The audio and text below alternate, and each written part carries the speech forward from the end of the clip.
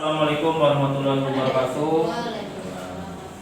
Terima kasih Bapak Ibu Guru yang hadir pada kesempatan kali ini. Saya berbagi di konsep modul 1.4 budaya positif. Perkenalkan, saya Muhammad Taufik, calon guru penggerak angkatan 5 dari SMA Negeri 2 Samboja, Kabupaten Kutai Kartanegara, Provinsi Kalimantan.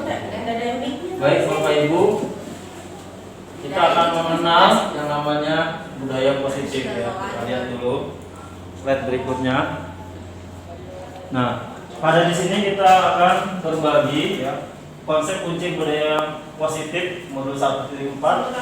Yang pertama adalah disiplin positif dan motivasi. Kemudian kebutuhan dasar manusia, keyakinan kelas, posisi kontrol dan segitiga restitusi. Nanti di sini kita akan membahas keseluruhan ini dari jam 9 sampai jam 11 untuk pemaparan materi budaya positif. Baik, kita lanjut lagi ke berikutnya.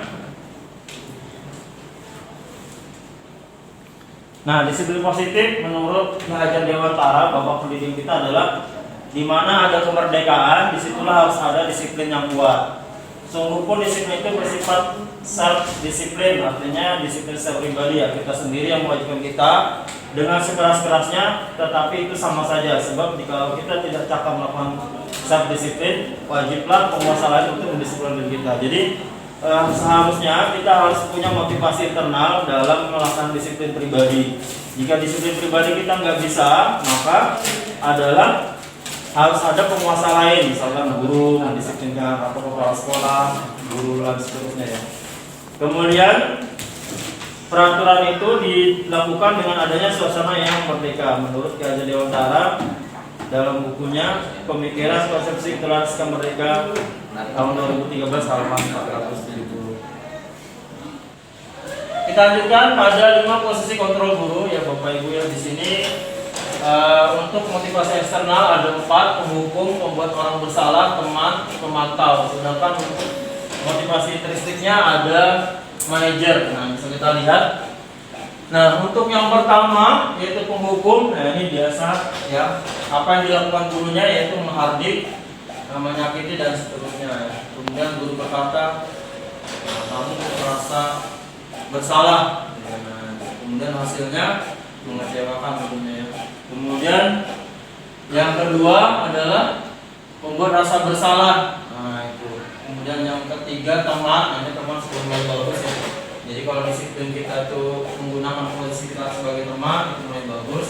Kemudian pemantau. Kemudian yang terakhir manajer. Nah, untuk ketiga hal ini yang kita sudah bisa lakukan ya. Jadi kita tidak mulai mengulang lagi yang namanya sebagai penghukum, membuat rasa bersalah. Kita mulai dari teman biasanya kita santai ya, kita ngajak dulu siswanya itu sebagai teman. Jadi bagaimana kalau terlambat gitu ya, apa alasannya, nah, itu kan ada sebagai teman. Kalau sebagai pemantau ini biasanya kalau kita sudah punya kesepakatan atau peraturan di sekolah, nah itu misalnya terlambat hukumannya apa, konsekuensinya apa, nah itu kita sebagai pemantau seperti itu ya. Nah kemudian kalau yang sebagai manajer itu adalah kita tidak menekankan hukumannya atau konsekuensinya ya, atau peraturannya, tetapi kembali ke siswa tersebut atau peserta didik tersebut, apa yang harus dilakukan. Misalnya dia terlambat, apa yang harus kamu lakukan supaya tidak terlambat, apa solusinya menurut kamu untuk melakukan supaya tidak terlambat, misalkan memasang alarm ya, membuat orang tua dan seterusnya. Oke. Nah, itu. Yang terakhir materi modul 1.4 budaya positif yaitu adalah segitiga restitusi ya. Nah, di mana restitusi ini adalah berbeda dengan hukuman penghargaan. Nah, jadi restitusi ini adalah pertama segitiganya itu menstabilkan identitas, yang kedua adalah validasi tindakan yang salah, yang terakhir adalah menanyakan keyakinan. Jadi kita sebagai guru harapan kedepannya adalah sebagai manajer yang menerapkan segitiga restitusi. Yang pertama, ketika kita berbicara dengan peserta didik kita yang melakukan kesalahan, kita sampaikan bahwa setiap orang pasti pernah melakukan kesalahan. Kemudian, kamu bukan satu-satunya yang pernah melakukan hal ini. Nah, ini adalah salah satu yang pertama, menstabilkan identitasnya supaya identitas yang gagal tadi menjadi identitas yang sukses ya. Nah, misalkan ada peserta didik disampaikan bukan kamu saja yang pernah melakukan ini. Nah, itu ketika dengan stabilkan itu maka dia merasa tenang. Kemudian yang kedua adalah validasi tindakan yang salah. Di sini maksudnya adalah ketika kita menyampaikan, ya kan setiap orang itu pasti punya alasan. Jadi ketika dia terlambat punya alasan, gitu ya. Kenapa kalau terlambat? Apa alasannya? Itu disampaikan. Ini adalah untuk memvalidasi tindakan yang salah itu kenapa sebenarnya. Kemudian disampaikan, adakah cara yang lebih baik untuk mendapatkan apa yang kamu butuhkan? Nah, di sini kan dia membutuhkan, misalkan tadi kalau peserta didik terlambat, dia membutuhkan siapa? Bisa membutuhkan ibunya, bisa membutuhkan kakaknya, atau membutuhkan alarm HP-nya agar dia bangun lebih cepat, gitu ya. Nah, itu jadi nih. Ketika sudah selesai validasi tindakan, maka yang terakhir adalah keyakinan, ya.